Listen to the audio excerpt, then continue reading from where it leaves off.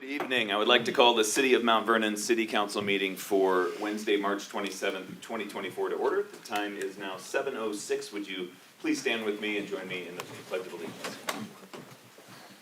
I pledge allegiance to the flag of the United States of America and to the republic for which stands one nation under God, indivisible, with liberty and justice for all.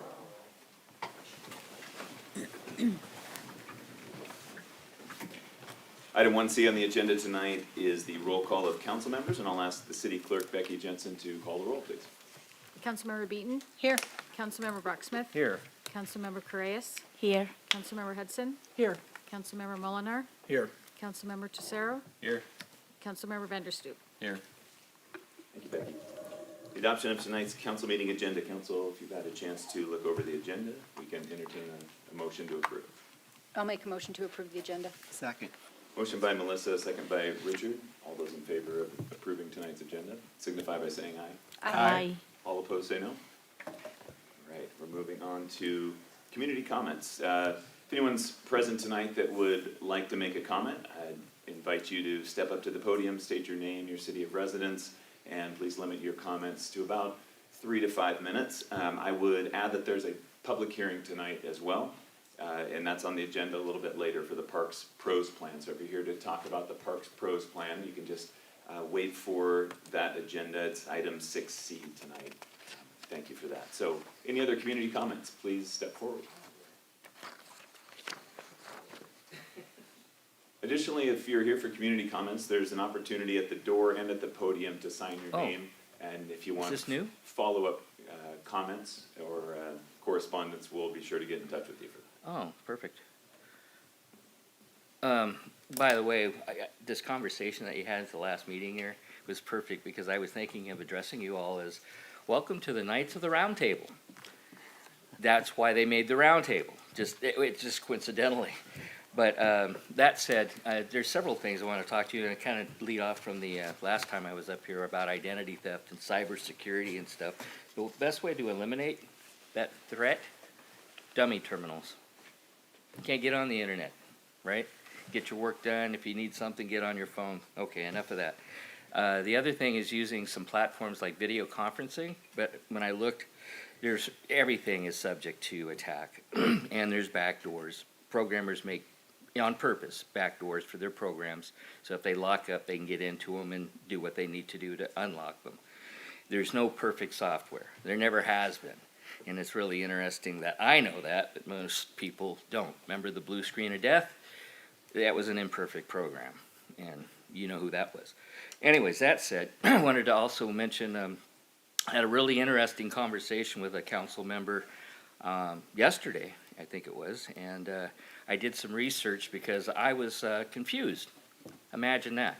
So home ownership, it's eminent domain, but yet we can own and sell things that really don't belong to us. Okay, that said, I'm thinking, what happened about, what's an undocumented person? And I didn't understand that. Having myself filled out sponsorship visa application for my Chinese wife, an engineer for Boeing, I know what that says. I was familiar with growing up in Central Cal, where most of the kids there were all immigrants, and I played with them, and we all had fun. They're good people.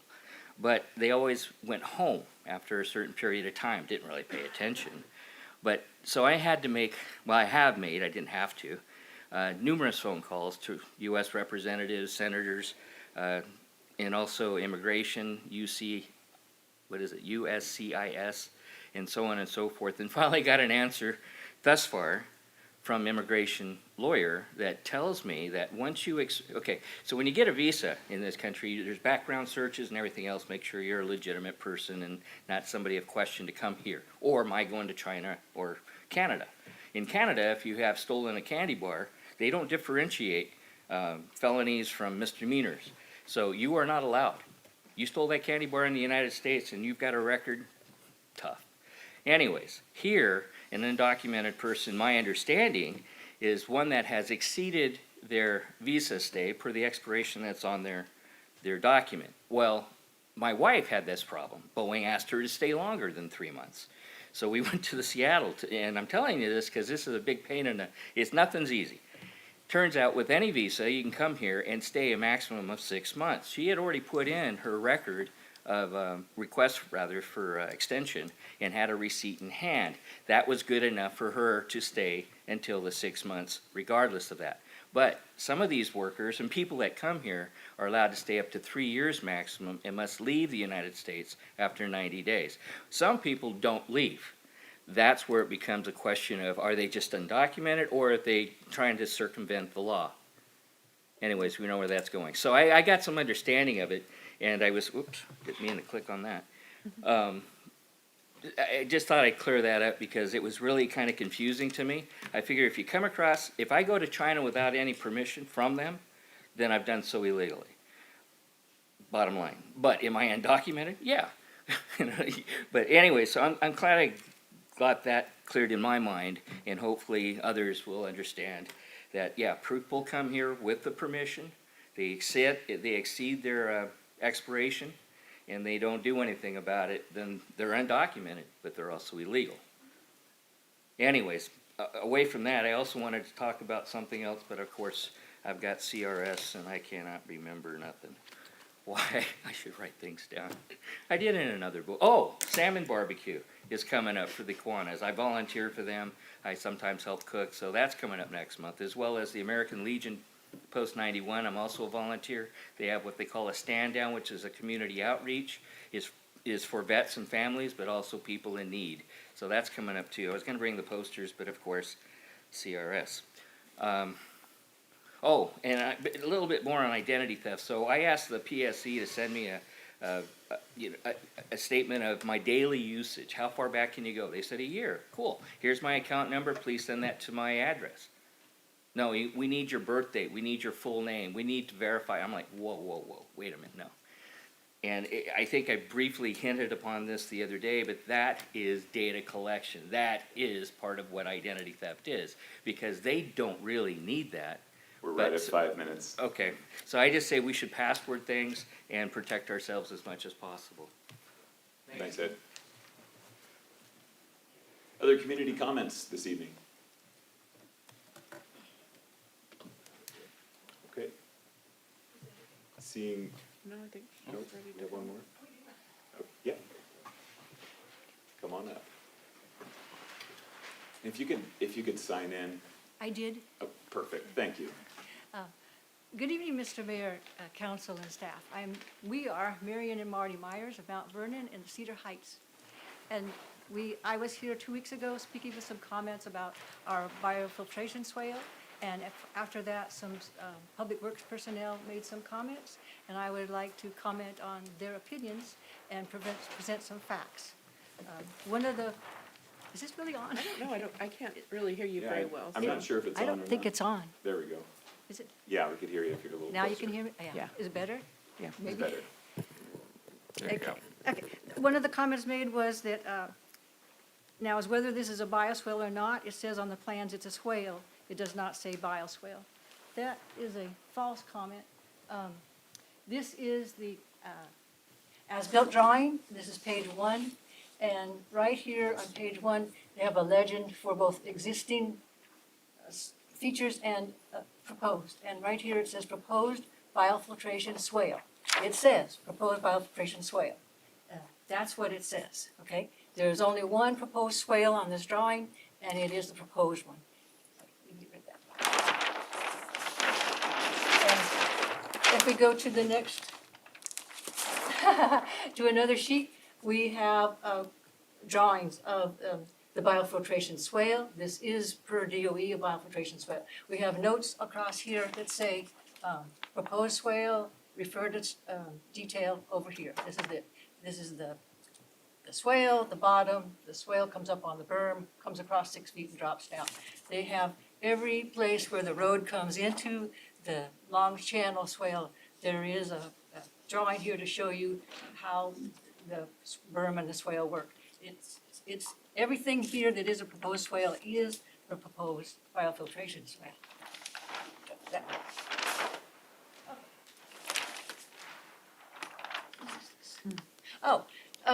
One of the comments made was that we are the HOA is responsible for the vegetation. This is not true.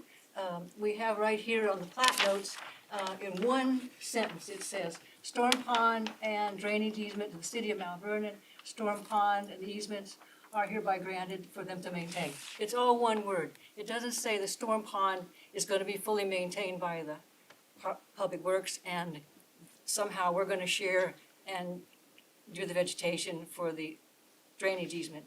That's not what it says. Some places do that, and it states right there on their plat document that it is a shared. This is not. It's totally supposed to be maintained by the city Public Works, and as we just saw, it is a biofiltration swale. One of the comments made was that it was just a channel. They're only responsible for the bottom 5 feet to keep the water flowing through it. That is not true because it is a biofiltration swale.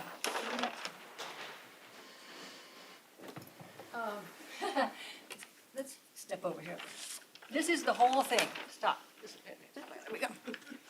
We have the pond, we have Division Street, we have the housing tract, we have the wetlands, and we have Tract A, which is our property, yes, and we have an easement for the storm pond, for them to take care of that, and we have an easement all along the backside of the property of our houses that is Tract A, which is where 25-foot drainage, utilities, and public trail easement. This is 25 feet. This is for them to maintain their biofiltration swale. It's not just the little channel in the middle to keep the water flowing. It is the whole thing. It's the berms, the access berm, everything. And we have, the rest of this is Tract A, and we have a little triangle down here, which is not part of the easement, which we do maintain, and we do maintain a park, which is Tract B. Okay. Just one minute. Okay, and then, go over here. There was also a comment made that bioswales are usually designed for a water quality storm with a slow amount of flow to be able to filter through the bottom of a flat swale. That's true. And anything above that water quality flow is usually routed around in a bypass somehow, this was stated. So if you have a really big storm, it doesn't go through the swale, it goes around because it would scour out the grass and wouldn't be a bioswale. That is false. It says this doesn't have a bypass. It says this doesn't have a bypass and it has a large area that drains through it. We don't have a bypass. He has the facts just reversed.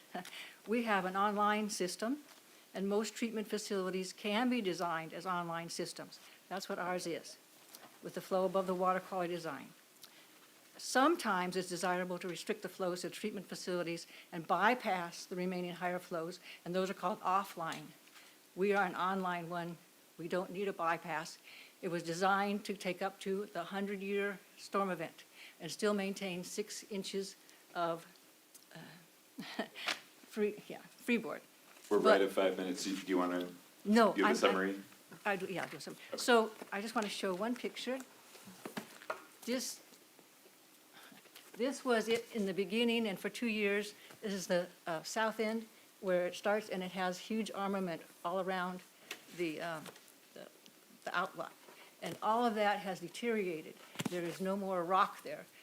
It fell 10 feet in the first 70 feet, and then another 4 feet, and it had the quarry spall there to break the flow of the water, slow it down, and prevent erosion. That is all gone. What the negligence has done is completely reversed the biofiltration design. We now have fast water flowing at the top, and then as you get down to the bottom, there's so much growing in it, it gets resistance and it slows down and backs up the All water. right, thank you. Appreciate your you. comments. Okay, and I have packets for everybody? And you can leave those with the clerk. Yes, thank you. Thank you. Other community comments this evening? All right, we will move on to the consent agenda. Tonight's consent agenda includes council meeting minutes, payroll checks, wire transfers, and claims. Would council like to move for adoption of the consent agenda? I'll move for approval of the consent agenda. Second. Motion by Mary and a second by Gary. Any discussion? All those in favor of approving the consent agenda tonight, please signify by saying aye. Aye. All those opposed say no. All All right, consent agenda passes. On to reports. We have our Finance and Parks Committee report tonight from Councilmember Mary Hudson. Mary. Thank you, Mayor. We met tonight right before this meeting. The first thing we always do is, of course, is to approve our meeting minutes from our prior meeting. And then we went into a presentation by our Finance Director, Doug Valesky. He gave us some updates on the Mount Vernon Library Commons financials. We are very excited that we did get the Buy America waiver. And that, so everything coming forward, the TIFIA loan that we were waiting for, all things are moving now, so we're very excited. We expect to have, our fingers are crossed that we will have the signed document by May 8th so that we can move forward and everybody will be happy. I know we will. Let's see, I already said that. And currently, just as an FYI, we have paid out $39.1 million for this project, and we have a budget remaining of about 15.6. And when this is signed, sealed, and delivered, we're covered. Everything is great, and we're moving forward and going to have a wonderful facility when we're in pretty soon. Pretty soon. I'm not going to give you a date. Doug also gave us a draft financial report for 2023 revenue and expenses as compared to our adopted budget. It's not final, so we're not gonna just publish all those numbers yet. But good news is our sales tax revenues are running slightly higher than last year. And we're currently at 2.4 million in sales tax revenue so far this year, which is a good sign. Next up, we had, I keep wanting to call you Mayor. Steve Sexton talked about our draft CDBG action plan, and we had some discussion amongst the council on some decisions that we're gonna have to make as soon as we get a firm number from the Department of Commerce, correct? I just wanna make sure, we will move to allocate those funds as we agree as a body. Next up was Parks and Enrichment with our director, Jennifer Berner. The first thing we had was a presentation from one of the teams from Leadership Skagit 2024. And what they are proposing is installing a sign at the Valley of Our Spirits totem down on the Riverwalk that has more information about the sign, the meaning of it. It will have some loot, shoot, seed language. Because that's where it came from. That's the tribe, I think, is the proper term to use, that helped develop that. They worked hard. This is, I don't know if you know about Leadership Skagit, but you have to pick a project, you have to go out and get funds for it. It's a year-long commitment, and some of us up here are graduates of Leadership Skagit and are very proud of that fact. So we're very excited about their presentation, and it's nice to see them take it from the beginning to the end. So we're looking forward to seeing that probably in mid-May. We did review our pros plan prior to the public hearing tonight, where any of you that wish to can comment on it. Then we had a presentation about some of our RCO grants. Our deferred maintenance grant was awarded, and we've got projects ongoing. Some have been completed and some are ongoing. Done some pre-application for the community outdoor athletic facilities for potentially a new skate park, which is exciting because I don't know if you've been to the old skate park, but it's been around for quite a while. I personally have never skated on it because that would be a disaster, but it's well used by many in our community. We also are looking at a Hillcrest Park playground grant through the Washington Wildlife and Recreation Programs. And that grant is due May 1st. So Jennifer and her staff are quite busy. Looking forward to seeing what comes of those applications. We had a little bit of comment on the miscellaneous good of the order, and we adjourned late, and I will take full credit for that, 7:02 p.m. Thank you, Councilmember Hudson. Mary, you referenced the CDBG funding that, just to clarify, that comes from Housing and Urban Development. Oh, sorry, federal thank funding you. that comes through the city. Next up is our Development Services Committee report, and Councilmember Richard Brocksmith chairs that committee. Councilmember Brocksmith. Thank you, Mayor. So we met next door in the multipurpose room on March 20th at 6 p.m. We talked about several topics. We heard from Director Stacy Pratchner about the Development Services update and what her department's been up to. For some examples, we heard how the permits are flowing through the department, some updates on that. For example, 262 permits are currently in process, including building, engineering, and planning departments. 11 new housing units were approved in that month. 379 inspections were completed. 24 code enforcement cases were started and 16 were resolved. 4 pre-application meetings held. So lots going on. We also got a review of the organizational chart in development services and several vacancies that they're working, and some new changes that are happening there. So that was our general monthly update from development services. We also talked about, started a conversation about impact fees.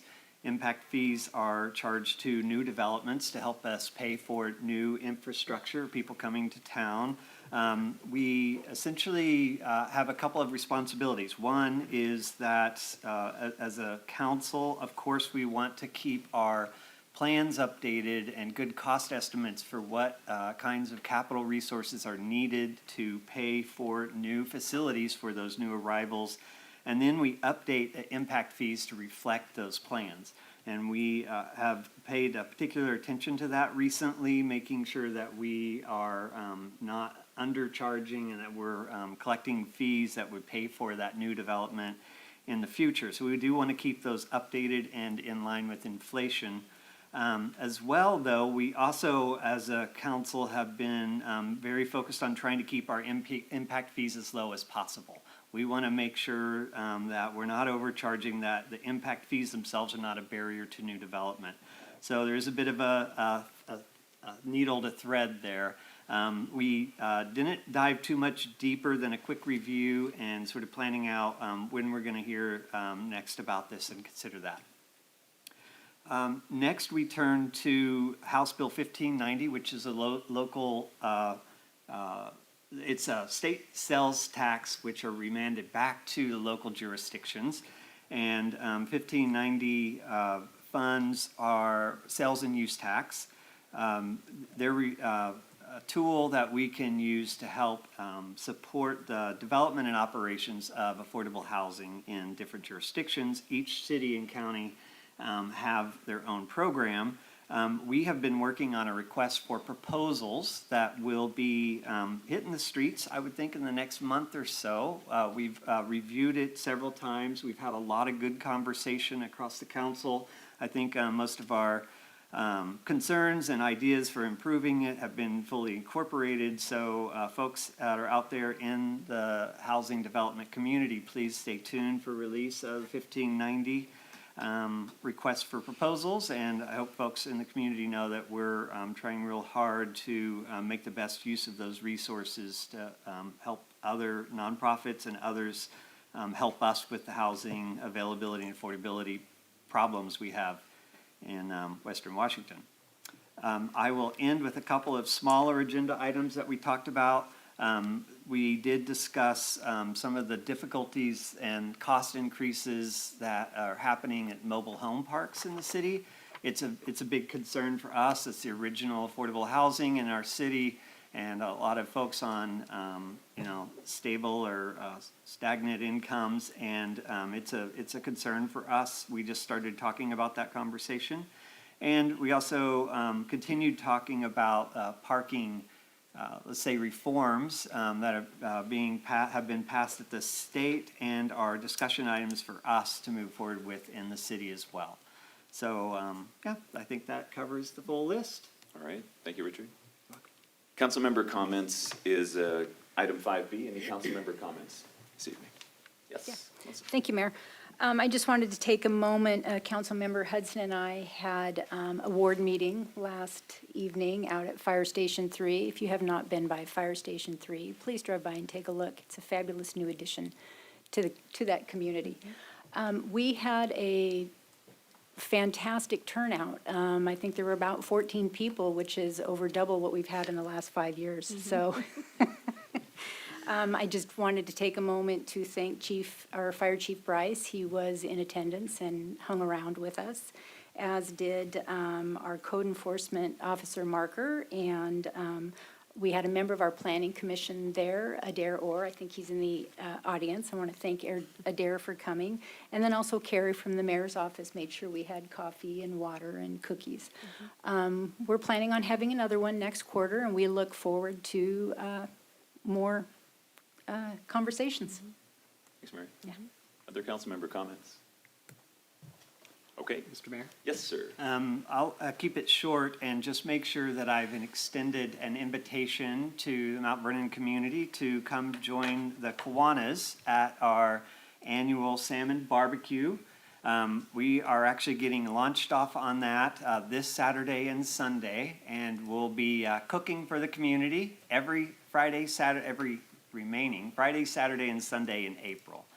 I believe the hours are 11 to 7 p.m. at the Hillcrest Lodge. Prices have stayed pretty similar to past years, which is good, and it's a fun time.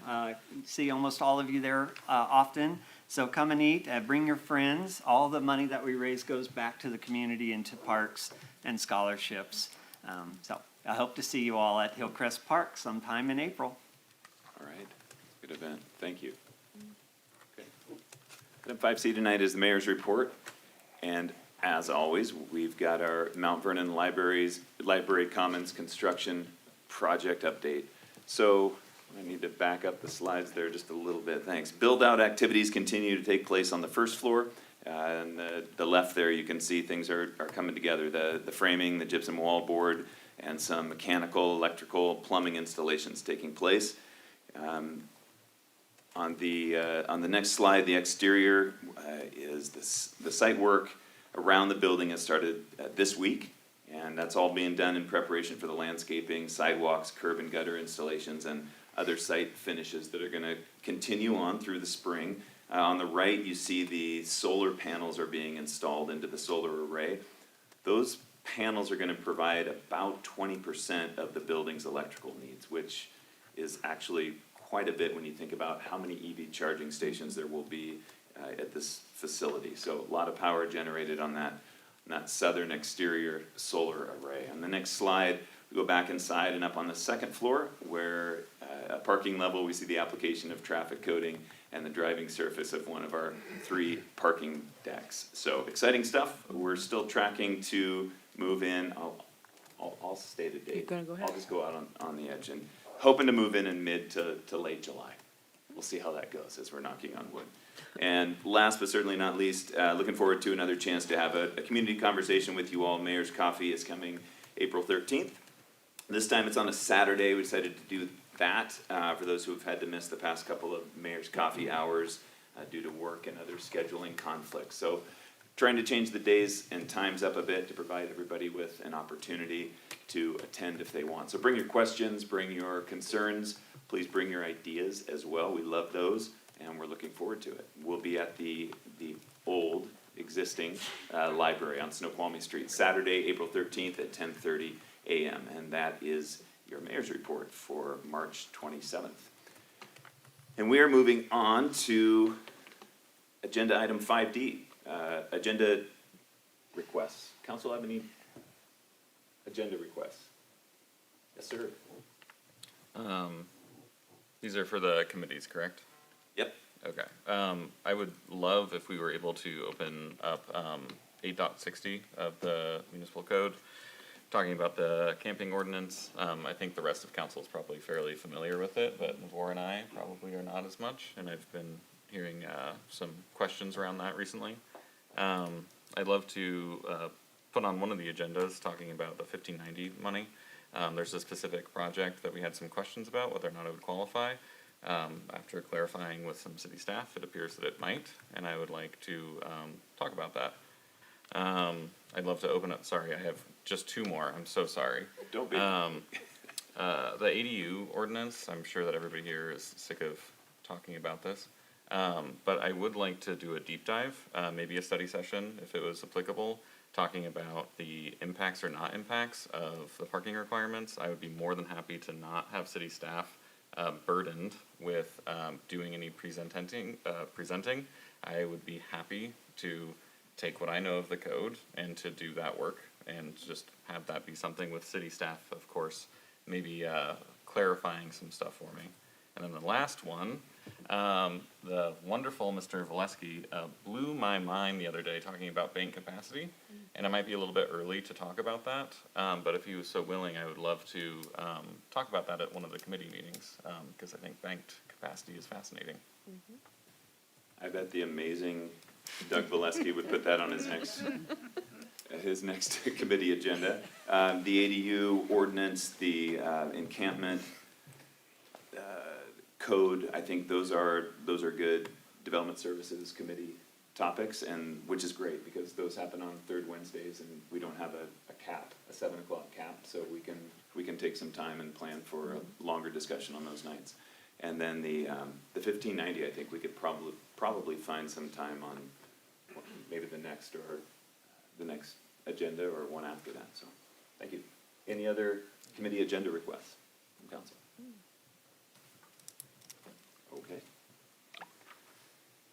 All right. Item 6 on the agenda is new business, and under new business, item A is the presentation of the 2024 Tulip Festival poster, and Special Projects Manager Steve Sexton is going to introduce this item. Thank you, Steve. Mayor, Council.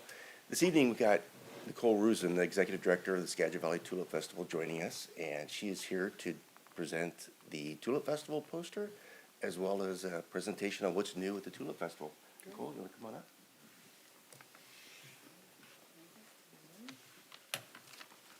Hi, you guys hear me okay?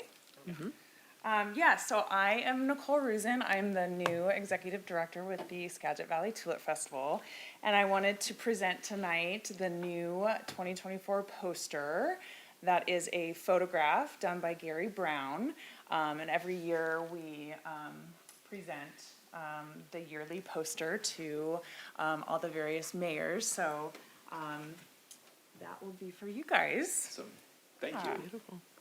And then I'll keep this short and sweet. I wanted to just kind of talk through some of the new highlights that are for this year. And I apologize, Richard, a lot of this is going to be repeat. I just presented to the Kiwanis group on Monday as well. But as many of you guys know, we have had the festival now. This is our 41st year, which is just pretty remarkable. And of course, it is a celebration of the millions of tulips that bloom throughout the Skagit Valley. And it is also about celebrating the various dozens of events and activities that we have across Skagit Valley. We're a very unique festival in that there is not just one destination. It is truly, I think of our organization as really being kind of an advocate for Skagit Valley and helping to spread the love and kind of give recognition to all of our various hoteliers, our restaurants, our retailers, of course the tulip gardens, and then the many events that we help host and promote through our sponsorships.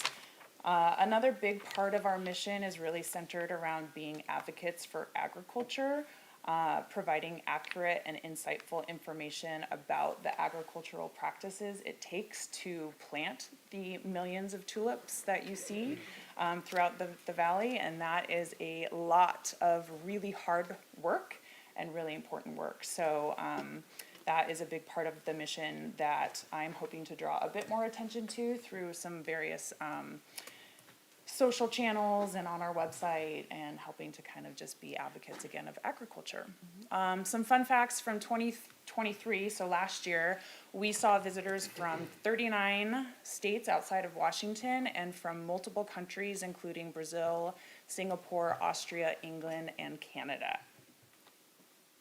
So I won't play these, but these are just some examples of the video content that I've helped kind of put together, just showing the full cycle of what it takes to stand up these tulip fields, from planting there on the left, you can see just the rows of dirt, to then what it becomes this spring, which is just around the corner.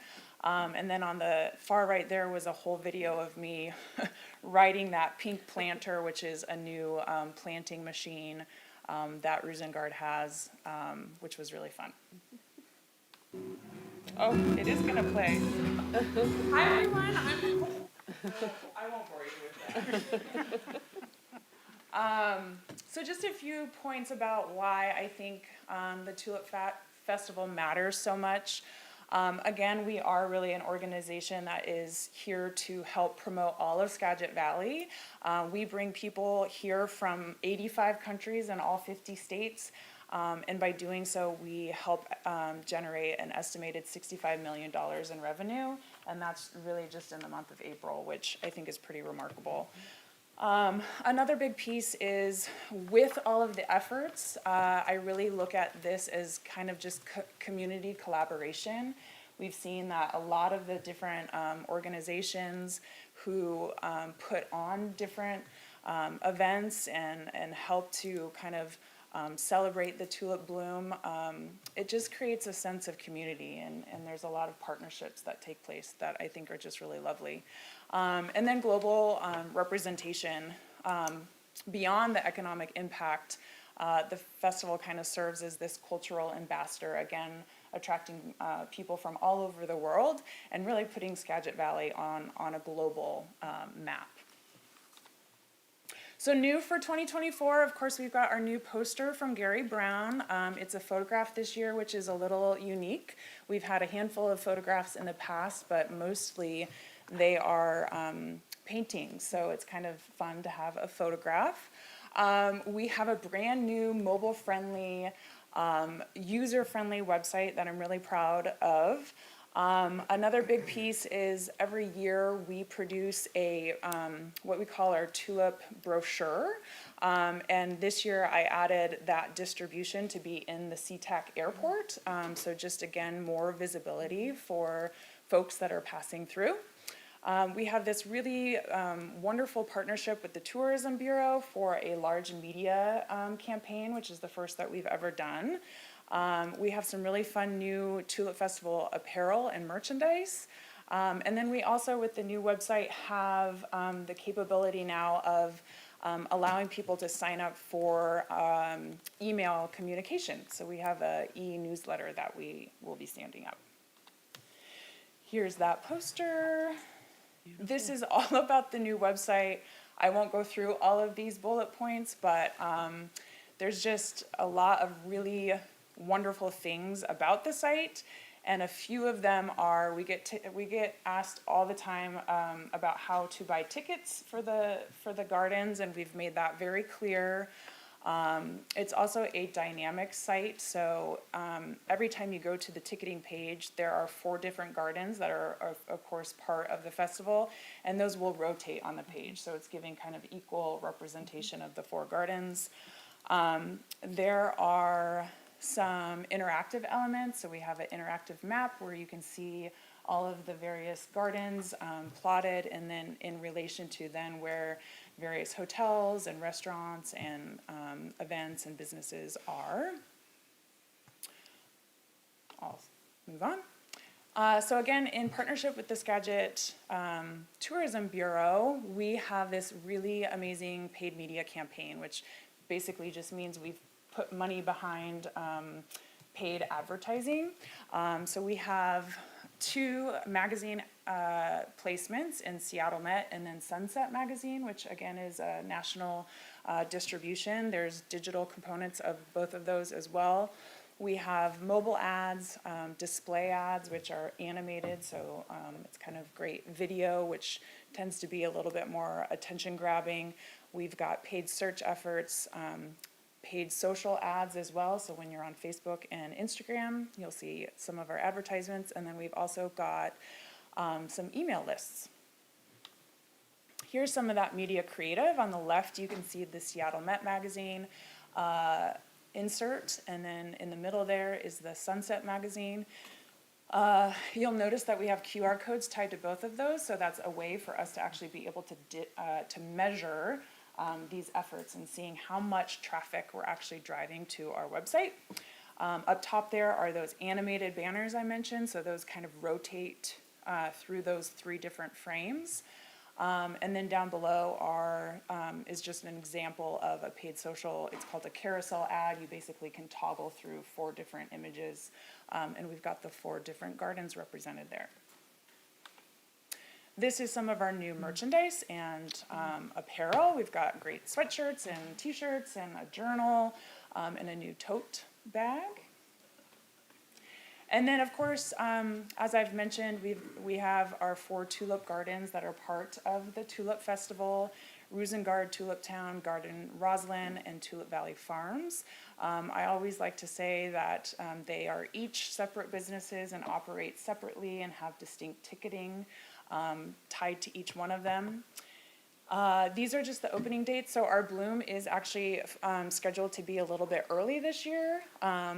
We, as a festival, we really kind of hang our hat on April 1st through the 30th, but we always want to be in lockstep with the tulip gardens and the tulip bloom. So we are helping to promote the fact that all of the gardens will be open this weekend, over Easter weekend. So if you're looking for something to do, feel free to come on out to some of the gardens. Some of our key events, as Richard mentioned, the Kiwanis Salmon Barbecue is a big event that we like to promote. It's every Friday through Sunday, and you were right, 11 a.m. to 7. We have our Tulip Parade. It's an annual parade that takes place in La Conner. It is the first Saturday of the month this year, so April 6th. If there is anyone that feels inspired to want to join a parade, we are still taking participants, which you can find all the information on our website as well. And then just several other kind of weekend events there. And I just want to point out there are a lot of different events spread throughout the month. And those are all on our website. We have a new events calendar that is pretty easy to be able to view all of those. And that is all I have. Any questions? Great, thank you. Questions for Nicole? Was the Tulip Tussle pickleball tournament sold out? No, I Seems don't like there's think a lot of so. crazy pickleball people. I There's one know. right down there. I'm excited to go to that. It's the second annual Oh, wow. pickleball tournament. And I think last year they had over 200 teams sign up crazy. for it. So it was a pretty big success. I tried to sign up, my bracket's filled, Oh, so this is a serious concern. it's taken over pickleball. No, Anything else? I work for one of the growers, so I've seen some of the merchandise and it's really pretty. It's Oh, very thank nice. The you. colors are awesome, so Thank you. it's very nice. Who do you work for? Tulip Town. Oh, great. Awesome. Yeah, so Very fun. it's gonna be a nice weekend too, so I think it's a Yeah. great time if anybody's interested in going out to any of the gardens. Yeah. It's gonna be a really nice weekend. Yeah, hopefully. It's Yeah. always nice when the weather cooperates. Definitely. All right. Nicole, thank you for Thank you. being here tonight. Thanks for the picture. That's amazing. That'll be on Yes. display at City Hall. And thank you for helping us extend an invitation to the world to come to our beautiful valley and our outstanding city. Yeah. Thanks for Thank being you. here. Thank you for having me. Thank you. Appreciate it. Thanks. Should I just leave this here or? That would be great. Yeah, we'll get it. Thank you. I'll take it home. No, wait, I get it, not you. Item B tonight is a presentation from Skagit County. I see some Skagit County guests here tonight. I see commissioners and attorneys and, oh my. And also from the County Drainage and Irrigation Consortium, and Steve Sexton will be introducing this item as well. Yeah, thank you, Mayor and Council. This evening we have Jenna Freibel.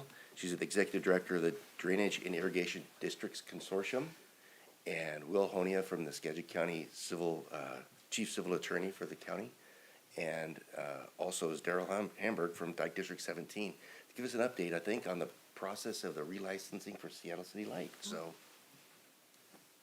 and excuse me, Commissioner Browning and Commissioner Wiesen are also in the audience this evening. And Commissioner Browning's going to give us an update on the relicensing. I'm just gonna warm up the God, the crowd. I apologize, Peter. I should have. No problem, no. And as for the pickleball, I'm also a hospital commissioner, and the emergency room very much appreciates the pickleball tournaments, including one visit for me, thank you.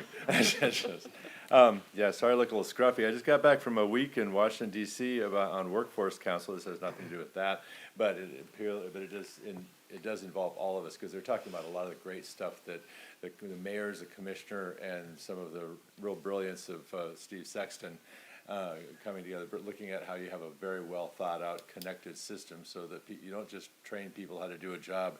They have to be ready. You have to have a house. They have to have a roof over their head. They have to have health care. They've got to have food. They've got to have mental health access so that they can eventually become good workers. So it was really good to see that the very effective groups were looking more at all the stuff that leads to a successful workforce, rather than just, I'll train you for a job and then try to figure out where to live so you can do it. So anyway, but what I'm really here for is to talk about the FERC licensing. Every 50 years, we get a chance to get a new license with the FERC Commission with all of our dams. But right now, we're working on the one at Ross Dam and the 3 dams that are associated with the system up there. And it's been a challenge. It's been because essentially what we're asking for them to do is give us a whole lot of extra room behind the dam, which means that they've got to dump some water at some points when they don't really get to turn it into good energy, and they instead just dump it, and to give us plenty of storage. I grew up in the Nooksack. Commissioner Weeson, who's also very much a part of this, grew up in out by Chuckanut Drive. We've been through some pretty serious floods, but I think with climate change, we've only seen just the beginning of what's going to happen, could potentially happen in this area. So our goal with this is to get a really good amount of storage, flood storage behind there to keep, and the smarter people of this group are going to tell you about what that means. The big part about floods is, yes, they're frightening, absolutely. Yes, they're damaging, but they can also be deadly. And we had to remind Seattle City Light a few different times that flood control was the primary role of the dams, and everything else is secondary, ancillary to that. So I'm working with the best group. They've been introduced to you already. The best group I've worked with. It's really fun. It's a really driven group. I used to call them my dream team. Now they refer to be called the Team Skagit. And so as we start taking on this project, we're getting very close to having a solution. They're going to tell you about what Team Skagit is doing at this point. I think Daryl's up first. So thank you. Thanks, Commissioner. Hello, Daryl. Hello, Mayor, council members. Start out by congratulating all the new elected officials for City of Mount Vernon. Welcome to Team Skagit. Let's see here. That work? Perfect. All right. So we're here to talk about Seattle City Light FERC relicensing. I'm actually here for really, really, really good news. We, Skagit County and the Dyke District Partnership, have reached an agreement with Seattle City Light on raw storage. Now, that is a really, really, really big deal. Okay? It's the first time that there's been a change in storage on any of the dams in the history of the dams. And why is this important? It's important because significant benefit that flood risk reduction for our major population and infrastructure. I'm going to run through some of what is in the floodplain in our valley. City of Burlington, City of Mount Vernon, Cedar Woolley, LaConner, Hamilton, and Lyman are all in the floodplain or in a floodway. Critical infrastructure such as EMS facilities, fire, public works, police, hospitals, this building, believe it or not, is in the floodplain. Anacortes Treatment Plant that supplies water to Whidbey Island, Anacortes, the Swinomish Nation, and 2 major refineries is in the floodplain. I-5, Highway 9, Highway 20, Highway 536, Highway 11 are all in the floodplain for Skagit River. Puget Sound Energy, power transformers, and all their electrical systems that light our valley are in the floodplain. This is why this is a big deal.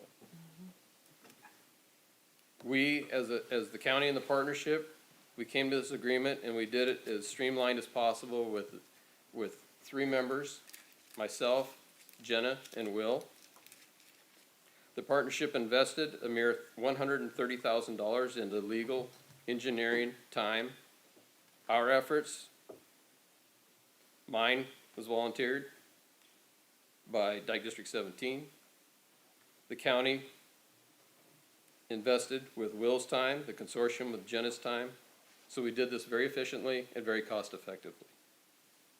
As of April 2023, Seattle City Light has invested $70 million into this licensing process. So if you compare where we are and what we've done, it's pretty impressive, dollar for dollar.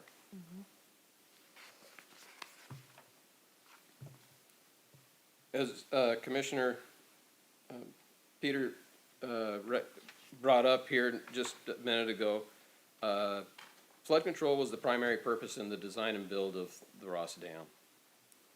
There are 4 primary purposes to the dam, but flood control is number 1. In 1946, the Corps of Engineers recommended 200,000 acre-feet of storage. In 1954, that was negotiated and revised in the license to be brought to 120,000 acre-feet by December 1.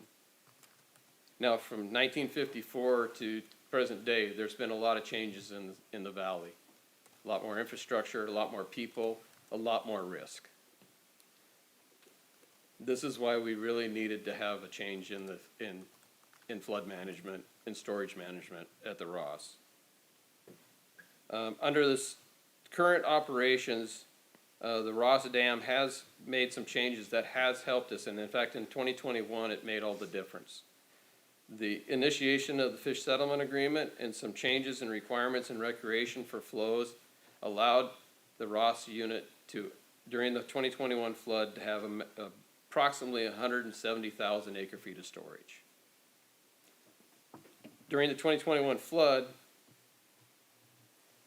that dam was only mandated to have 60,000.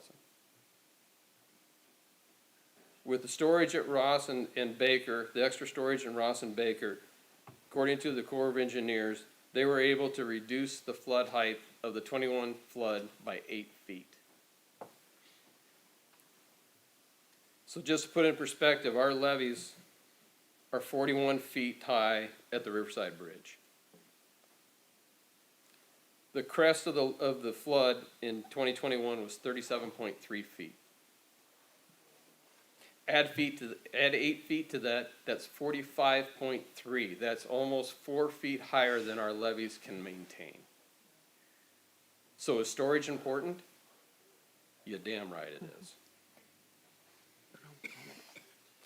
Catastrophic, and that catastrophic flooding could have wiped out all our local communities and actually even overtopped the Mount Vernon flood wall. Today's concerns are that we have changes in our atmosphere. We're having earlier floods, more frequent floods, and larger floods. Our glaciers are receding. We don't have snow events, we have water events. Climate change is real. Once again, it's important that we look at that when we look at storage. These larger inflows are predicted in the future to be even more volatile than they are today. We have to look to the future and we have to look at the past to come to where we're going to be. We've had recent analysis done, one of them which was very impressively done by John Chandler at Puget Sound Energy, and we also have hired Anchor QEA to do some analysis on what the impacts of our past floods and what's in the future. And the future is what we're seeing. What we're seeing now is what's going to happen in the future, and it's not going to change. So what I want to do now is I want to turn it over to Jenna Friebel. She's going to talk about the nuts and bolts of how we got here. And then after that, Will's going to talk about what are the next steps from this point. Sterling. Jenna. Hi, thanks for having me. It's been great having the support through the whole way through. I'm going to start with just a quick overview of where we started the negotiation 3 years ago for the people that are new. So originally we came into the relicensing in 2021, asking for 200,000 acre feet. That was the original sort of mandate in the 1940s from the Corps of Engineers. The Corps of Engineers supported that value. And it was significantly more storage than under the current license. The other key piece of our request, so storage is one thing, timing of the storage, so when it's available, was the other sort of key thing that we came into the negotiations. So the current license has storage, full storage by December 1st. We were looking to push that a full month earlier for a November 1 date. This is consistent with the project's purpose. Daryl and Commissioner Browning already went over that. When we presented this a couple years ago, the City of Mount Vernon City Council formally signed a letter, submitted it with for supporting this strategy and this request for flood control. And we're thanking you for that. So just a little bit about why earlier storage was important. So this is the timing element. If you go back and look at the recent major flood, these are just major floods in the Skagit Valley. You'll see it kind of a pattern, November, October. They're all happening well before December 1st. And so one of the things is you need the storage before the floods hit so that you have it as a management tool. And this is kind of a picture of the Mount Vernon flood wall deployed during that 2021 flood. So storage is the other piece of it. If you have more room in Ross by drawing it down earlier, then as the rivers, atmospheric rivers hit, you can fill Ross up without having uncontrolled flow. And that way you're slowing down the peak of the flood so that the peak down when the Sauk comes in, the Baker comes in, the tributaries come in, it's not getting to Mount Vernon all at once and causing a catastrophic flood. And so providing extra storage in Ross so that you can hold more water during a flood event and delay when that water gets to Mount Vernon is sort of the other key element. And Daryl mentioned it, and during that 21 flood, City Light, because of other obligations and other management requirements, they did have extra storage at Ross, which resulted in better flood risk reduction for us. So right out of the gate, we kind of knew that getting to 200,000 was going to be difficult. I don't think we made that a secret to anybody when we came here.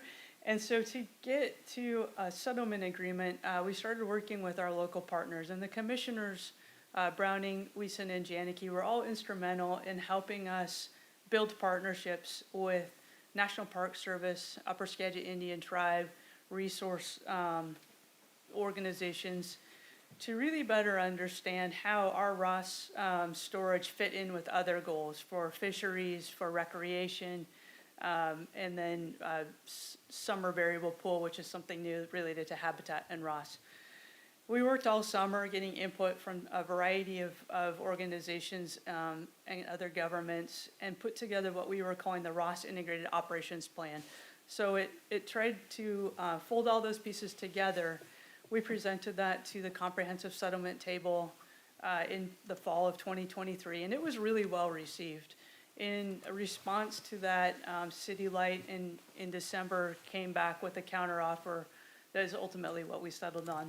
And so when this compromise was presented to the comprehensive table, it was really well supported by the treaty tribes, the resource agencies, the Park Service, and quite a few of the other NGOs that are sitting at that table. So we've accepted that, not we, the consortium, the county and the partnership have accepted that agreement. And this is just what it looks like graphically. So the black line, if you can think about it, is the stage in Ross. So the higher the line is, the more full it is. And then as you draw that down, you get more storage. Think about draining a bathtub. The current license is the black line. So you can see Ross stays high pretty long, and then it gets drawn down to 120 acre feet. The green line represents where we compromised and settled on 140,000 acre feet of storage by November 1. So we didn't get the full 200 in a license article, but we did get the November 1st date, which was really important. The other key elements of our settlement is that City Light agreed to an operational buffer of 3 feet. This is a buffer that they can go into if they need the space, to balance sort of atmospheric river and fisheries issues. But their encroachment into that requires them to work with the county, other resource entities, and the Diking District Partnership. So this is sort of a safety valve. The storage is going to be there. In addition to that, we're expecting an additional 3 feet of sort of flexible operational zone for City Light. And that gets us to the full 200,000 acre feet by November 1. So the hard license is what's required. The operational buffer provides sort of everybody's reassurance that we're going to be finding compromises. And then the operational buffer for City Light is just where they're feeling comfortable managing it. It won't have anything ultimately to do with the license. So this is the table that sort of where the rubber hits the road. So we got November 1st, and the red box around that just shows the comparison. So under the current storage, under the current license, on November 1 is 43,000 acre feet. It's not like everyone knows what an acre foot you can't visualize, it's difficult. It's kind of a weird unit. But if you track across our settlement, you'll see the 140 by the license article, the 165, that includes the operational buffer. And what you're looking at, hard storage, that's the really important number, 97,000 extra acre feet of early season storage. And just by comparison, that's more than what the Baker Lake system provides. And so this is, it's a lot of storage, and it should help reduce flood risk in the lower valley. That's kind of the high level where we got to. Will's gonna wrap it up with next steps in the public process for FERC. And if you have any questions, I can come back up. Thanks, Jenna. Thank you. Good evening, Will. Good evening, Mayor, Welcome. Council. I'm Will Honey with the Skagit County Prosecuting Attorney's Office. So the next steps, we're looking for a settlement to get wrapped up by the end of the year. That's Seattle's hope and schedule, so we'll see what happens. There's a lot going on here. The idea is a comprehensive settlement with all the stakeholders dealing with not just the flood storage, but the fisheries mitigation issues and so forth. After that will be environmental review, the NEPA process. We'll be looking for support from our city municipal partners in the NEPA review for this. This is, you know, as Daryl said, this is a big win for our community. You know, these dams that Ross was built, Scoop Jackson got involved. Senator Henry Jackson got involved and asked for appropriate, insisted the Army Corps get involved and demand appropriate flood storage at Ross for our community. And it got really whittled down in the 1950s. You know, it was a time and day when there wasn't a lot of public notice, opportunity to comment. The government just did things. You know, flood storage at Ross is really the single most cost-effective flood storage, an important flood storage in the valley in a sense, because, you know, the community went through what's called an Army Corps GI process, general investigation process, a number of years ago. It was never fully wrapped up. And, you know, the conclusion was essentially it's going to be tremendously expensive to raise the levees. It's going to be tremendously, like billions of dollars to put a bypass in at Avalon out to the Padilla Bay, some of these other ideas. Flood storage at Ross, though, it's at the very top of the system, and it takes the top off these big floods. And what it costs is us negotiating an appropriate solution. So essentially it costs us. And we did that pretty efficiently. You know, it's really the secret sauce, if you will, has been united local government. You know, all the major municipalities, districts, everybody. You know, virtually every elected official signed off on our community's request for flood storage to FERC. That made a big difference. Also, the diking and drainage districts. You know, a lot of people don't know about the districts and think about them very much, but they're just absolutely indispensable to all of our lives and existence in the Skagit Valley. That infrastructure is the Skagit Delta. The Skagit Delta wouldn't exist. There wouldn't be farming. There wouldn't be human occupation. So Daryl is in charge of the districts that provide the dikes, the diking and the levees along the main stem of the river, so Mount Vernon, Burlington, all the way to the mouth, as well as the marine dike system, a lot of it. And then Jenna is the, in charge of the drainage consortium, which is 12 drainage districts. And this is all the pump stations, tide gates, and so forth that, and that also very critical to farming. You know, they organized themselves, the district did. They were sort of this large fractious group, and they organized themselves into these entities and really some really professional leadership, and that's really made a difference. And we've been able to work as local government together, the county and the districts, on behalf of all of our municipalities and people.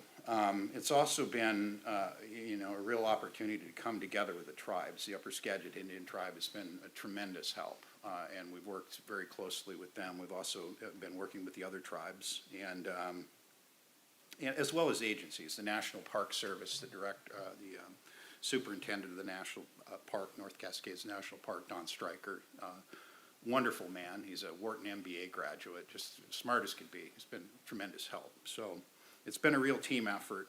You know, it's been a bit of a struggle. That $70 million that Darrell mentioned, it buys a lot of friends, and you know, so we've had to push through. But I think out of this sort of great conflict, you know, on the far end of it can come great opportunities. I mean, I think about World War II. Well, that was a terrible thing, but it led to the United Nations. And what this has provided us is the opportunity to come together with the districts, bring the districts and the tribes together in local government. And that's really the future we want to see, I think, as a community. So with that, I'll wrap it up, and if you have any questions, feel free, please. Thank you. Council, any questions for the group? I got one. And if you can make it real quick. I'm a lawyer, you know. I know. I'm not talking about you, but just watching the floods over the years, when some of this stuff went through, I saw, you know, where the flood would come, huge flood, and then all of a sudden the next week it dropped right off. Now it seems like they're letting the water out for quite a while, like 2 weeks it'll be running way high, but not at flood stage. Darrell, I don't know if it just seems that way. But anyway. This is a Darrell question. I guess what I'm getting is how much flood storage does the dam potentially have? I mean, or when, is it at capacity, or how many more feet could they save if they had to? Well, just, let's take the 2021 flood, for example. 2021 flood, both the Baker and the Skagit dams were at full capacity. Full capacity? They were full. Okay. The extension that you see now in, you know, keeping the water, you see it like 18 to 20 feet for an extended period of time. But that's by design.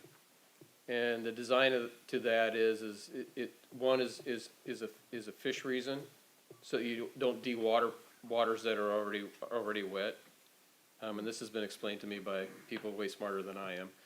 And then the other part of that is that we want to keep the water up on the base of the levees for an extended period of time, so we can allow that water the flood water that is infiltrated into the levees to slowly pull back out. Because what'll happen is if you slam that thing down, it literally, the amount of water that's in the levees wants to get back to the river, and it moves so fast that it pulls the levees apart.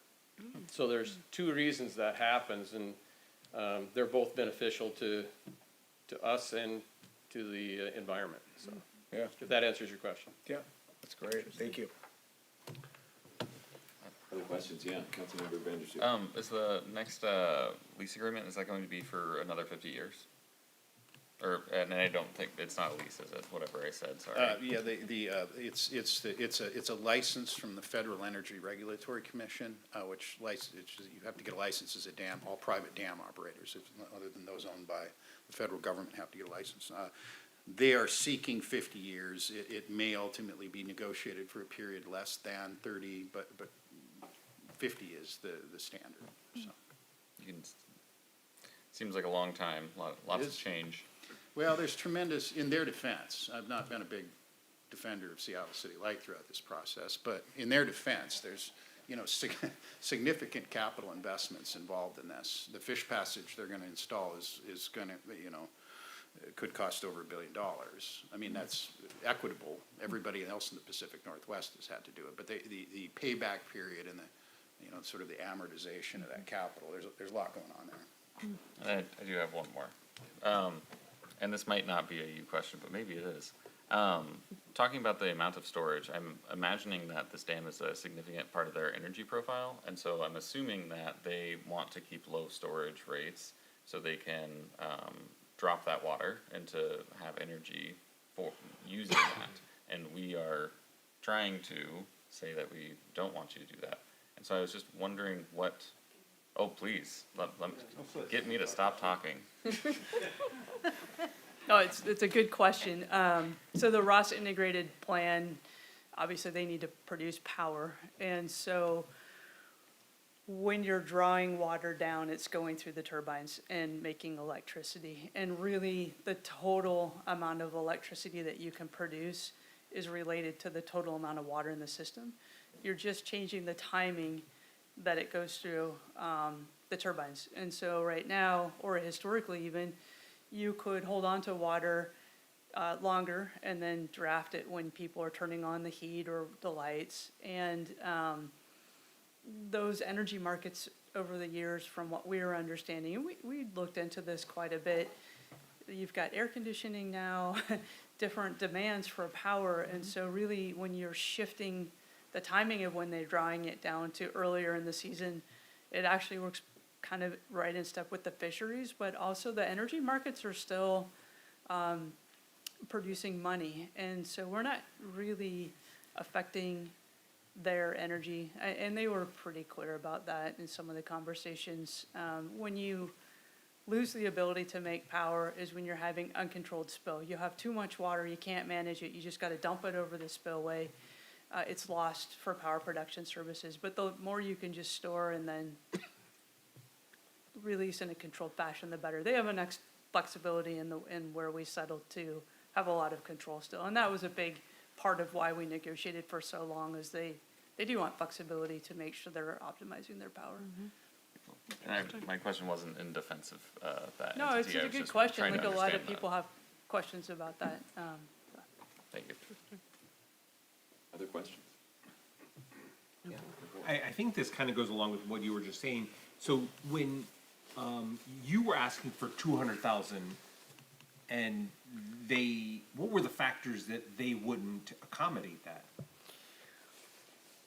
Well, it's all confidential, the negotiations, so I can't really say, but what you're trying to balance is the water in the system. And so you can fill Ross, that's your reservoir, and then people want it for recreation, people want it for fisheries, but if you drain it too fast, then you can't get to the spring for power generation, for fisheries. So you're kind of balancing when and how much water you drain out. And so for 200,000 to be sort of evacuated early on in the season, there were concerns that you would artificially raise the levels in the river that you couldn't then sustain until you start getting the spring melt. And so you're trying to balance those types of different competing interests in a way that everyone is feeling like they are meeting the needs of the reservoir, including power production, but there are quite a few other factors. Does that help? Yeah. Other thoughts, questions? I'm impressed. I just hope you feel how appreciative we are of all the hard work that you put into this, because this is amazing, and I appreciate you keeping it at a level that I can kind of understand.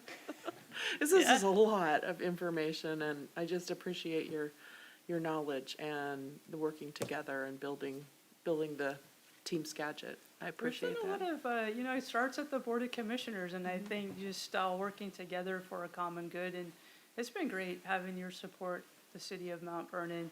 We were just at the city of Cedro-Woolley. We presented at Anacortes last week. We'll be at Burlington tomorrow night. Everyone's been really supportive. So it's good to all be on the same page. Yeah, for sure. And I would echo that. Just city owes a debt of gratitude to Team Skagit here, to the county commissioners, to Mr. Honey, to the dike districts, to the drainage consortiums, to the tribes, everyone that worked together on this. And and for prioritizing the protection of human lives and property in Mount Vernon and in the county. So thank you. Thanks for being here So, tonight. yeah, just to follow up with you, Mary, I think when we first started this, I had a red beard. I think you're right, and you had more hair. Thank you. All right, item 6C tonight is a public hearing and a request for adoption of the Parks Pros Plan update for the Parks element of the comprehensive plan, and Parks Director Jennifer Berner is here to present this item tonight. Hi, Jennifer. Thank you.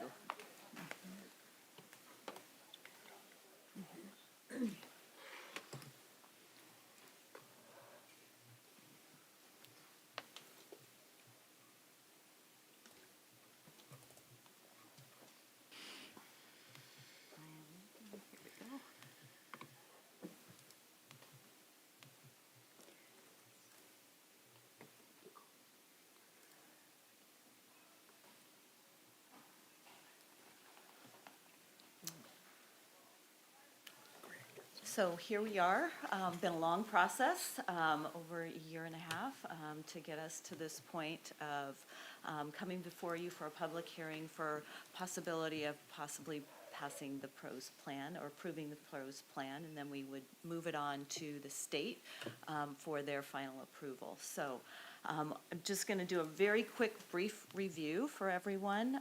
Again, just what is a PROS plan, the Parks, Recreation, and Open Space Plan.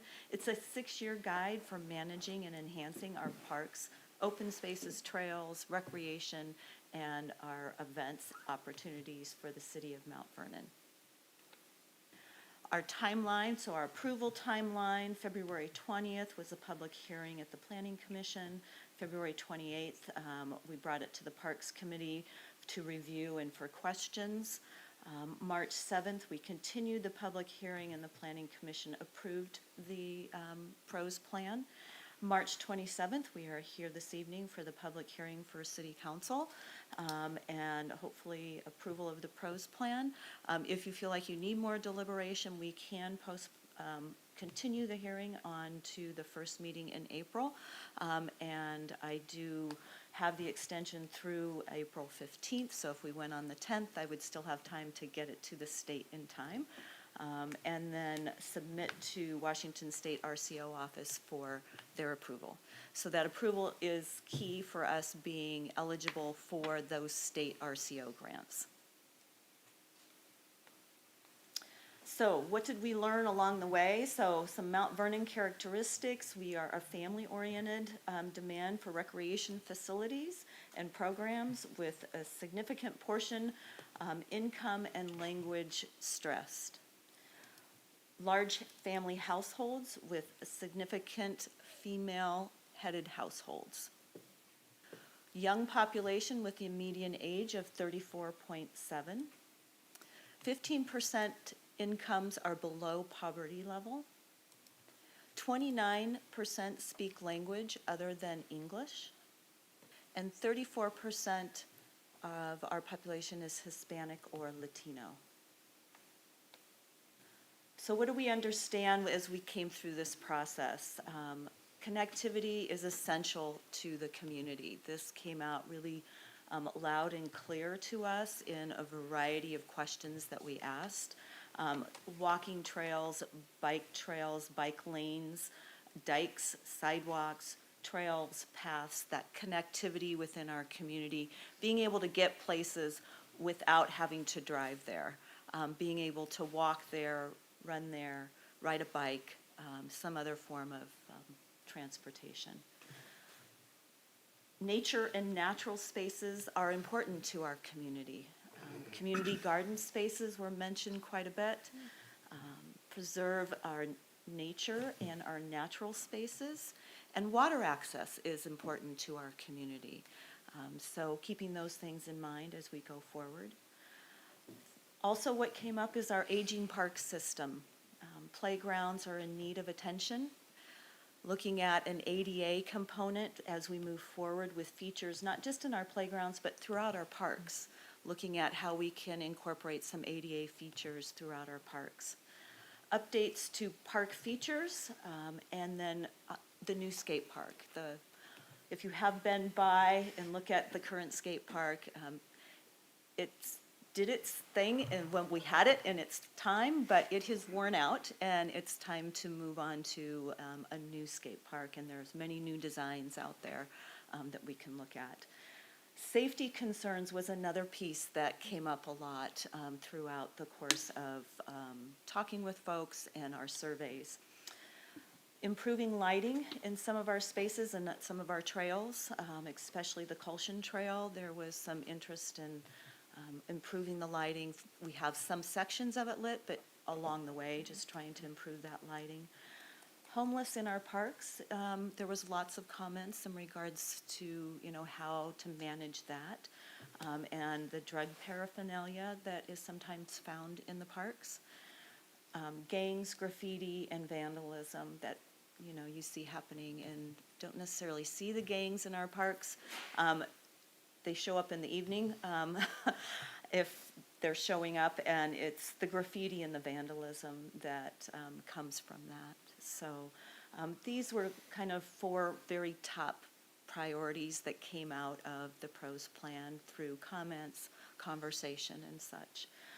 So with this, we also, in the last survey that we sent out to the public, there was an interest in exploring a limited duration levy to fund park maintenance and operations. Out of the different options that were proposed to the community, this was the one that we had the most response to in a positive way. And they'd like to learn more about it and seeing if that could become an option for them. Any questions on this part of it?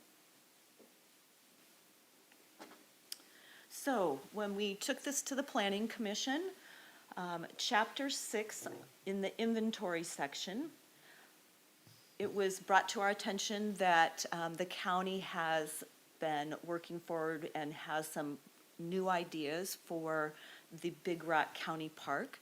And so we looked up what it was that had just surfaced from when we first started the PROS plan to finishing it up, and we went in and we were able to add that information on the proposed improvement sections. So that's page 98 of the PROS plan. There were 3 bullets that we added that we took from the county so that it would add some information there on proposed improvements for that particular park. Bakerview Park, on page 69, we added to the proposed improvement section to relocate the skate park to an in-ground cement park. And so it had it up in the regular section to just relocate it, but it wasn't in part of the proposed improvement section, so we made sure to highlight that down in the proposed improvement section. Chapter 7 is the implementation pages 111, and task number 8, participants. We added environmental consultants to this list. So this is where we had some comments from people at the Planning Commission saying we want to make sure that we beef up that preserving our natural spaces and preserving our just natural scapes and areas, open spaces that we have here. And there was a comment about, well, could we add to that participant line there environmental consultants along with cities and working with nonprofits. And so we added that in. And then also on page 11, there was some comments around trees and understory, and so we added a task, and that is task 9. And this is to update the urban forestry plan. And so that would, within that, it talks about our trees and our understory and kind of doing a deeper dive on that. So we felt that it was warranted to pull it out and have its own task assigned to it. So it showed that it was weighted equally to what the concern was in the public. Instead of it was rolled into some of the other tasks, some of those items, we pulled it out and weighted it as its own individual task. Any questions on any of that? Okay. And so some staff amendments that, as you read through the plan, we looked at it and said there was some things that we wanted to amend in Appendix A. And so on page A4, we added a wetlands information and deleted the shallow marsh information. So we just made that a little more distinctive to what is actually here in Mount Vernon. We updated the bird and animal information to be more reflective of Mount Vernon.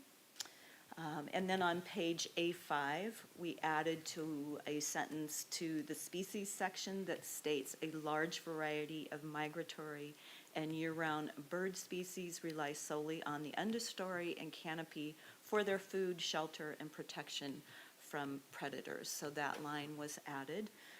And then on page A6, we updated the information on the variety of birds and animals in the Mount Vernon area. So we are lucky enough to have on staff an individual who this is their passion and it's their training, and they were able to go in and revise that section so that it really reflected better what we would find here in Mount Vernon. Any questions on any of that? And so with that,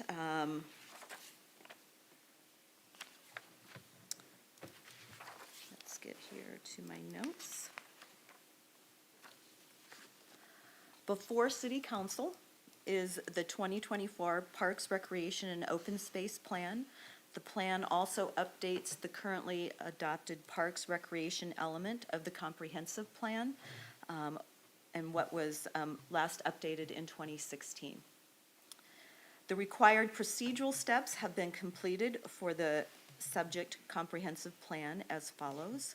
The State Environmental Policy Act, the SEPA, process was completed with no appeals received by the city.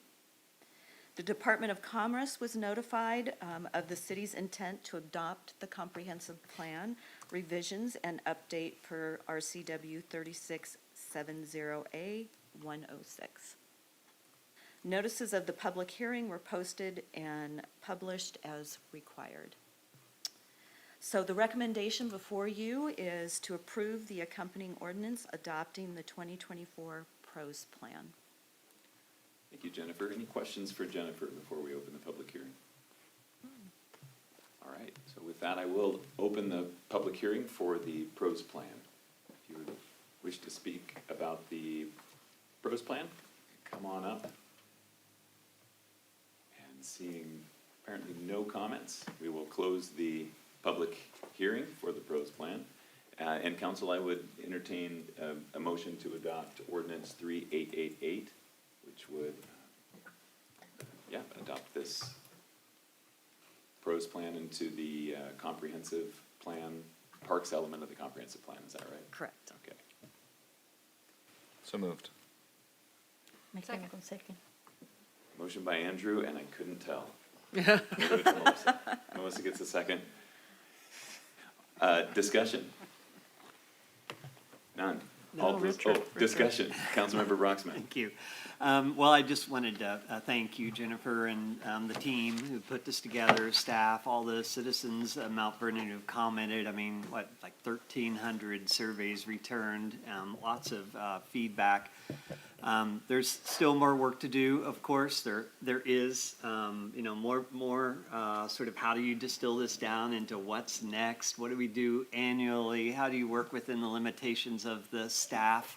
Not that the staff are limited in their skills or expertise, but we have a fairly small department for all the resources we have in this city to take care of. I just want to end by saying I couldn't feel more strongly that this plan is really captured in the review of what we understand, the things that I've heard from people in this city.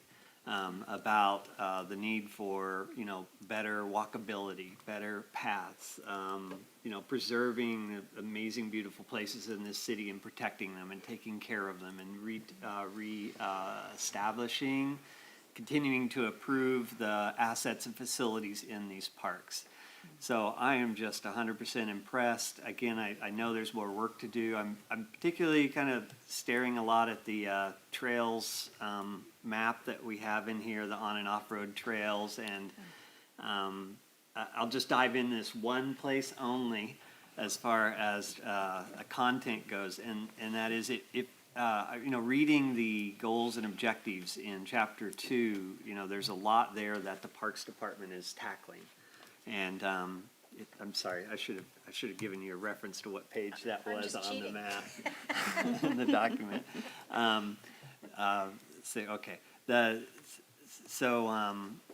There's a lot to do. That is a great start. The goals and objectives really lay out that the Parks Department is taking a big lead in looking at this trails planning work, including sort of regional aspects. And we know that Public Works has a big piece of this too, because as they're doing roads and development services is proving new developer-based roads, and that we're pushing to get these things implemented through other departments. I do still kind of feel left with the question: who owns the trail system? Who is the champion of this thing? It feels like the goals and objectives set you and your department up to be that. And that's a hard task because there's so many interests out there on that topic, and there's so much opportunity to collaborate and stuff. So I guess I'm just kind of challenging ourselves to know that that's a work in progress. And I mean, you can feel free to respond or not, especially if I got something wrong, please respond. But I just wanted to recognize that it's a really interesting topic. I think the whole plan's in great shape, and I'm looking forward to implementing that with you all. So just a quick comment on the trails piece. So the piece we're going to own are the ones that, work in the trails and within the parks. And then we do have a lot of, working together with the different departments, because we're all concerned about how do you get to the park, right? So there's the trails within the parks, but how do you get there? And so that getting there piece really sits more with Public Works and with Development Services, but we've got to help define that as well. And so it's really kind of that three-legged stool, and it's us all three working together. And we do that really well right now, and I think that just going forward, we're going to continue to do that. And we all hear that this is really important to our community, so it's really the three of us. There's not one big champion. It really is the three departments working together to make sure that we have a walkable community.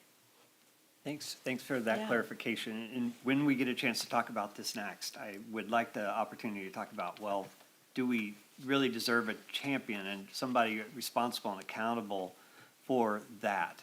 I feel like it needs to be owned. Well, a lot of it will fall in the comp plan. And so I think that's where a lot of this will come together for you. Thank you. Yes. Council, any other discussion or questions? Okay, there's a motion on the floor to approve ordinance 3888. All those in favor, please signify by saying aye. Aye. Those opposed say no. The ordinance passes. Thank you very much. Thanks, I Jennifer. appreciate your support. I forgot to show a video when I was up here for our committee. So I'm wondering if at the end of the meeting, if we have enough time, it's just the quick little video from the Hillcrest 100 celebration. If it's possible, if not, I can put it off till later. It's maybe 3 minutes long. I think it's possible, Council. Are we up for the 3-minute video at the end of the Yes. agenda? Okay. Thank We're you. almost there, so don't go far. No. All right. Thank you, Jennifer, and thanks to your team for all that work. Item D tonight under new business is the approval of an agreement with Transpo Group, and Public Works Director Chris Phillips is here with that item. Thank you, Mayor. Becky has asked me to draw this out as long as I possibly can, our city clerk, so I appreciate that. I will do that. Sir, if you don't mind, I've got two items just before I get to this. One is you directed this, and it's you're concerned about the council's ergonomic well-being. So I just want to reference to everyone up here that you got an invitation tomorrow from 1 to 2:30 here at the police station for what I like to affectionately call Chairapalooza.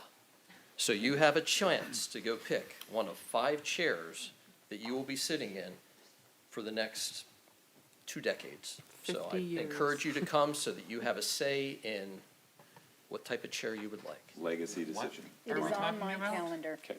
Is this real? Yes, It is real. What's happening? I'm sorry. you have an invite. I will send you a personal email tomorrow He Okay. has one.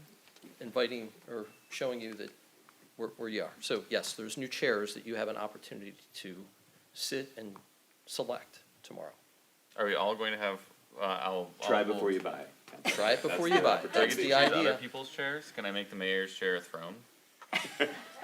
If that's the people's chair, absolutely, whatever you desire. Beautiful. The second one is one that probably at about 10:45 today, you may have heard a loud shrieking sound come from the Public Works Director's office. And that's because Bill Bullock, he's probably watching this evening, is accepted a job over at the city of Cedar-Woolley as their Public Works Director. And he shared that with me today, but I just wanted to let you all know that if things are moving slow, you know why. But we will continue on with our efforts. We've got plans in place, and we'll see what we do with executing those. But Bill's last day will be the 30th of April. First day of May, he'll be over in Cedro. So I just wanted to share that with So you. he has more time to get more. Okay? So he'll be sorely missed. Again, right-hand man, making things happen. And again, Bill, he's recuperating at home right now. So Oh. thanks. And without further ado, staff recommends council authorize the mayor to enter into a professional services agreement with Transport Group to provide design and right-of-way services for the LaVenture Road widening project.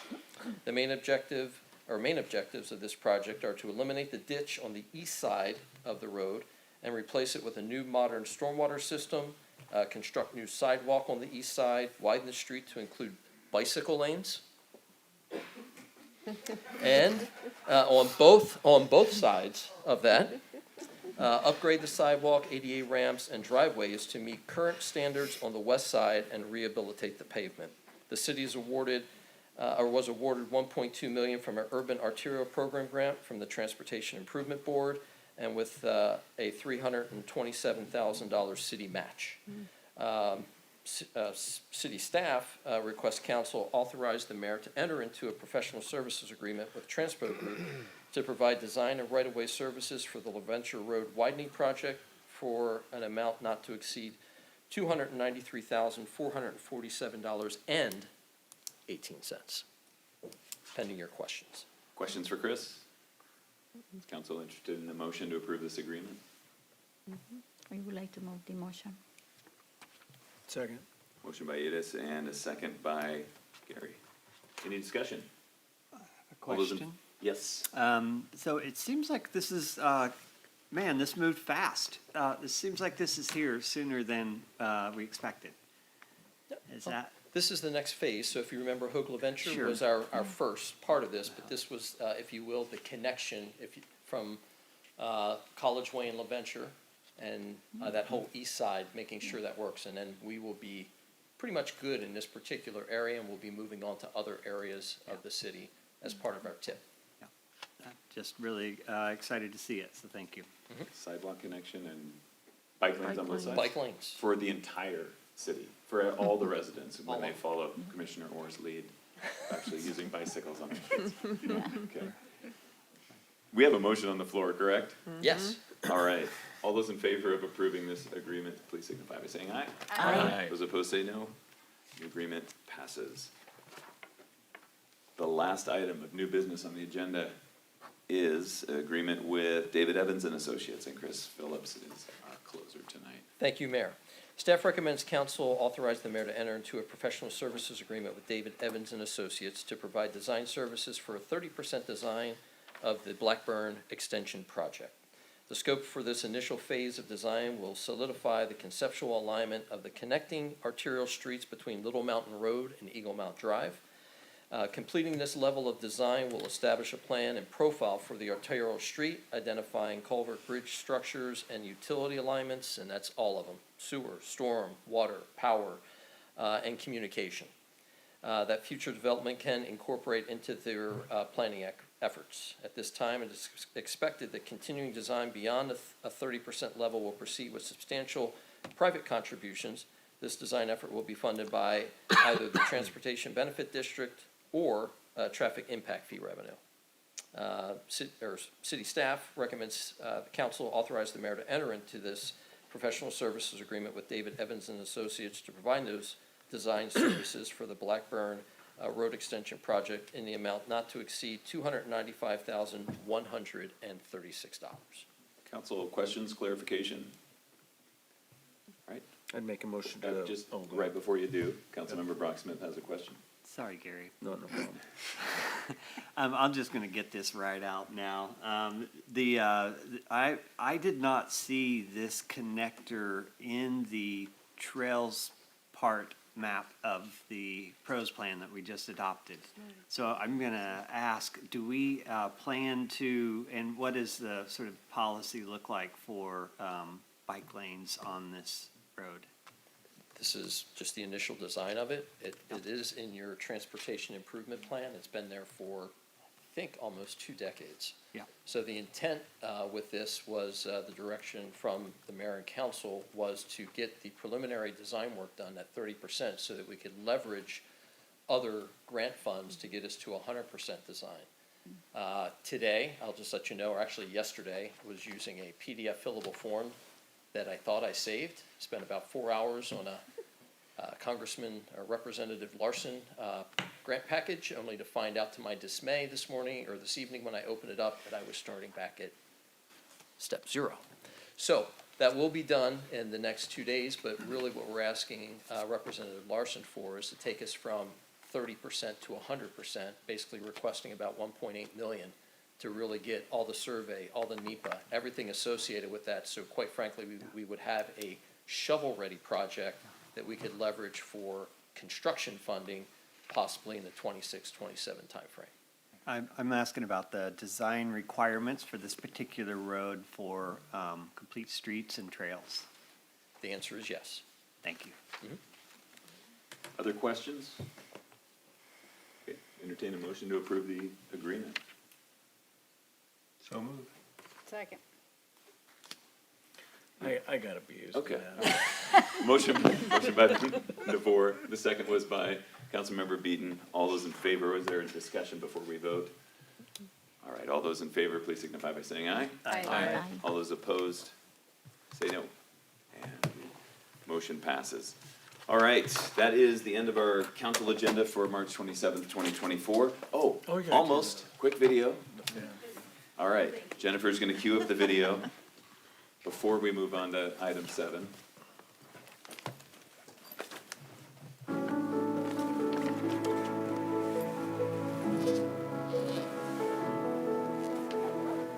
There's a lot of emotion attached to this park for me.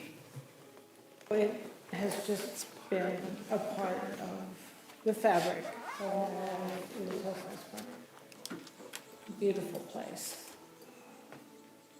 Just looking through the paths, and it's quiet, and you can hear the birds.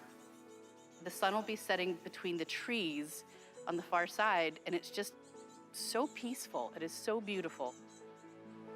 It's kind of the only place.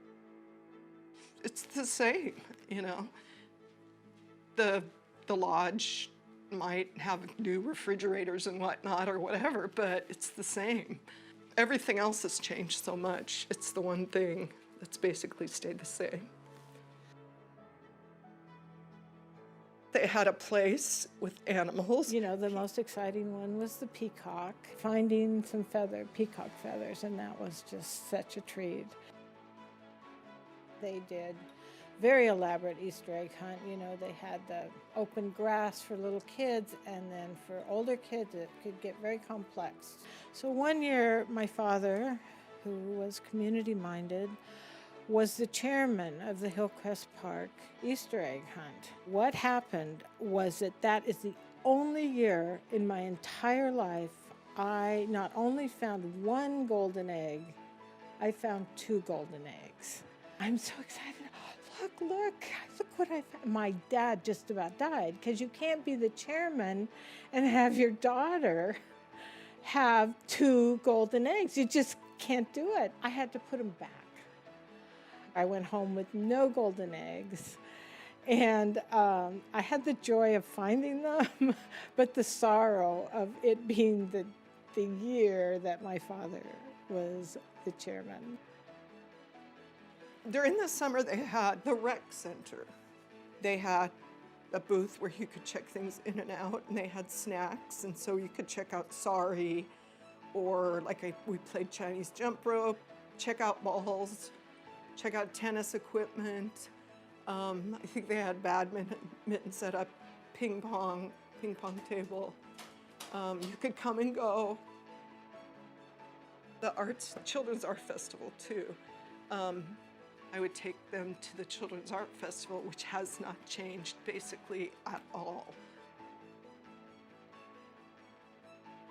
The Haunted Forest was a week or 2 before Halloween. The Parks Department would decorate down below, so they'd have vampires and electric chair things and witches and cauldrons and and so you'd have a guide and everybody would hold on to a rope and the guide would take you through it.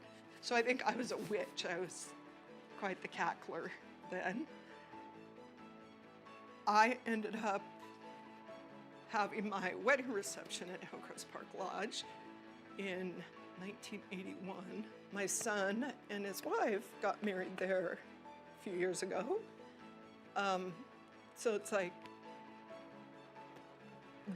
just good old times. When Tim and I decided to get married, it was definitely one of our top options because it was inexpensive. Coming into the doors, and it was so beautiful and natural, and it didn't feel like it needed a lot of decorations because it was so beautiful to begin with. And then the garden that was here was also just gorgeous. They really did a lot of work to make this outside of the lodge lovely. This has been a part of major life events for me.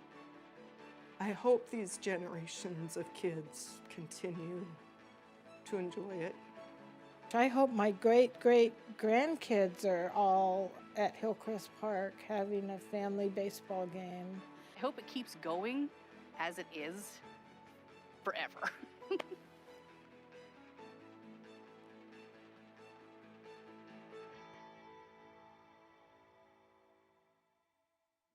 I want to say something. Put this together. We were able to find some of the folks to have the conversations and just give a lot of credit to Lori with TV10. She put this together and made this look as fantastic as it did, and we were able to show it at the 100-year celebration this last Saturday. So just wanted to, I thought it was great work and wanted to share that with everybody.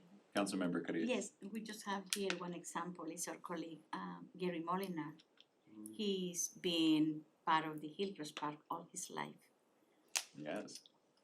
He grew up in that park. Oh, yeah, Yes. the big cock. And his daughters, they play there every Might even still have a single feather. That's If you get it to us, we can put it in the time capsule. Councilmember Hudson. No, the Barb Froling, the gal that was in the video, is a longtime friend of mine, and I'm dating myself, but I was in her wedding. So I could recognize her voice. I was sitting beside it. I didn't get to see the video the first time, but I could just hear her voice.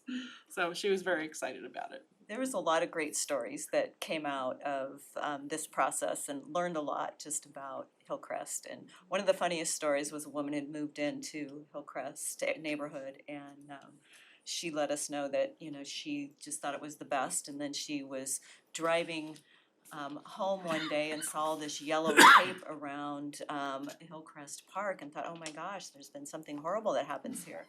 And come to find out it was the haunted forest. I feel like we should try to come up with a couple of golden eggs for the one resident who. Kathy. Wouldn't that be nice? Yeah. Yeah. All right, thank you, Jennifer, and thank you, Lori, for putting that together, TV10. For item 7, I'll ask our city attorney to please call for an executive session. Invite the mayor and members of city council to enter into an executive session on the grounds of discussion with legal counsel, enforcement actions, litigation, or potential litigation to which the city, the governing body, where a member acting in an official capacity is or is likely to become a party, and whose knowledge regarding such discussion is likely to result in either adverse legal or financial consequence to the city pursuant to RCW 4230 subsection 110(1)(I). Time for executive session shall be 10 minutes. We would reconvene at 9:04 with no action after. And with that, city council will adjourn into executive session with no action to follow at 8:55 PM.